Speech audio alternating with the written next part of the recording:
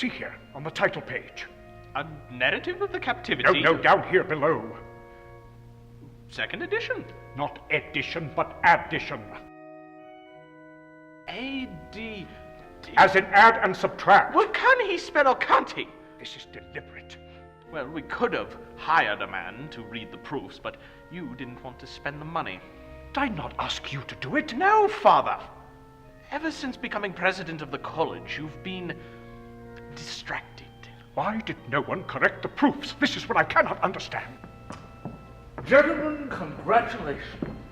All my orders are filled, and the second edition has not even arrived in the shops. Have you seen this? Second edition? There's a sly dog. Well, it hardly matters. A second-time pamphlet will do for Boston. Although we shall need a whole new edition to take care of London. It may be time to let you have it. I am so glad to hear you say that. Mary and I have just been discussing it. But we have not come to any conclusion. How do you do, Dr. Mather? Cotton? And we were saying we could do without her husband's sermon. They don't require quite so much preaching in London. Even the preface, with fewer pages to print, we would have much... No, and no. Per amicum remains. Without per amicum, it's a paper for the Privy House. And I say you may print as you like, so long as all royalties go to the Society. How's it called? For the Indian Bible. Indeed. Since when has she been interested in the conversion of savages? It is not conversion she thinks of. It is salaries. Why, Mary Rowlandson. That's most Christian. I am no longer her. I am Mrs. Talcott, Mrs. Samuel Talcott. Congratulations, my dear. You might have told me before. That be Samuel Talcott, the war captain. Sam Talcott, the Indian slayer. She has quite a bit of property down there in Connecticut. Perhaps in that case she wishes to make a contribution to the college. Or invest in the cost of her production. I feel I have given enough of myself. But you're a wealthy woman.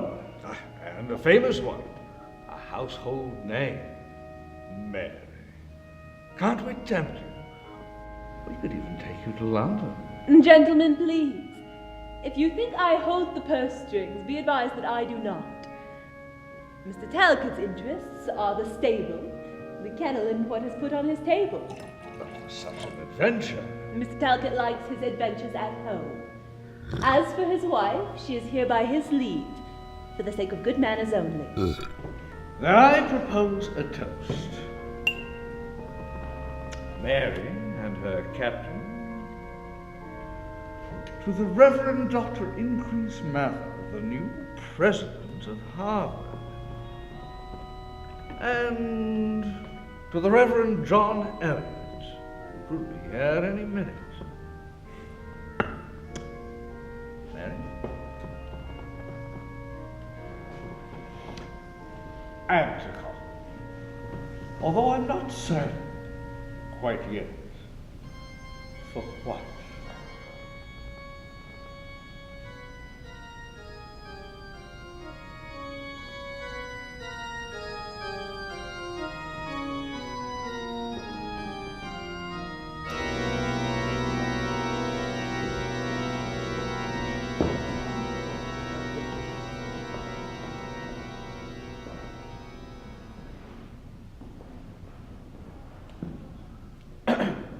Why have you been watching me? I have been admiring your coat. Oh, this old thing. Well, it's a very well-made coat, I'd say, though it doesn't fit quite as it should. Where did you get it? My uncle found it in a lot of goods down by the docks. No use sending them off to the tropics with woolen coats on their backs. And these? We had them replaced. What's it to you?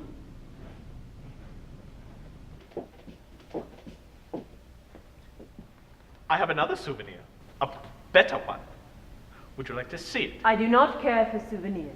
Yes, but supposing I told you whose jawbone this was? Go away, Cotton, you are horrible. Up on a stake, on a watchtower down by Plymouth.